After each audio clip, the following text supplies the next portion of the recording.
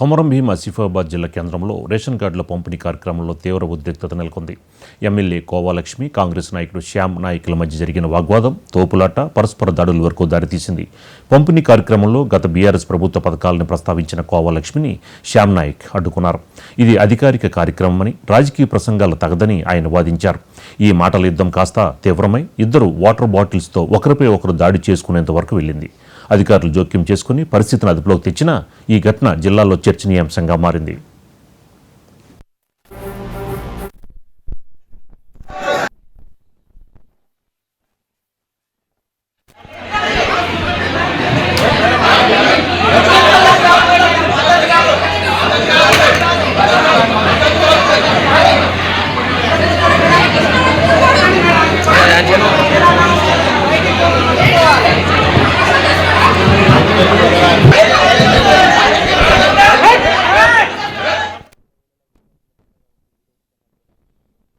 వారం రోజుల నుంచి అన్ని మండలాల్లో కూడా అధికారులు, జేసీ గారు, కలెక్టర్ గారు అందరూ కూడా ప్రభుత్వం చేపట్టినటువంటి రేషన్ కార్డ్స్ ఇవ్వడం జరుగుతుంది. దాంట్లో భాగంగా ఎవరైతే కాంగ్రెస్ పార్టీకి ఇన్ఛార్జ్ ఉన్నటువంటి సామ్నాయ గారు ఆయన ఏమంటున్నాడు, మొన్న కూడా ప్రతి మండలికి అధికారులు ఇచ్చిన తర్వాత ఈయన వచ్చేసి కార్డులు మళ్ళీ గుంజుకొని అందరి దగ్గర ఫోటోలు తీసుకొని ఈయన చేతుల మీద ఇచ్చుకొని ప్రోగ్రామ్ లో ఇచ్చేసి ఆయన చేసే కార్యక్రమం ఆయన చేస్తున్నాడు. మేము ఎవరో కూడా పట్టించుకుంటలేదు. ఇప్పుడు అధికారులతో ఏం చెప్పిస్తున్నారు, జేసీ గారు ఏమన్నా గత ప్రభుత్వం ఇవ్వలేదు, మరి చాలా రోజుల నుంచి ఇస్తున్నారు ఇప్పుడు ఆయన చెప్పేసి మేమన్నాం గత ప్రభుత్వం కూడా ఇచ్చింది, ఎందుకు ఇవ్వలేదు?